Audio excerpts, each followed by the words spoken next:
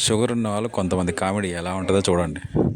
ఎప్పుడైనా సరే స్వీట్ కానీ లేకపోతే దేవుడి ప్రసాదం కానీ తీసుకొచ్చి ఇచ్చినప్పుడు, అమ్మో అమ్మో నేను తినకూడదు, నాకు షుగర్ ఉంది, షుగర్ ఎక్కువ అవుతుంది, వద్దు వద్దు అంటారు. కానీ సాయంత్రం అవ్వగానే మొదలవుతుంది కామెడీ. 90 దగ్గర నుంచి క్వార్టరు, హాఫ్, ఫుల్. ఫుల్ తాగినా కూడా సరిపోదు. ఫుల్ తాగాక కూడా ఎవడైనా ఇప్పించినా కూడా తాగి కక్కేదాకా తాగుతూనే ఉంటారు. అప్పుడు మాత్రం షుగర్ గురించి ఆలోచించరు. ఏ మనుషులో ఏమో.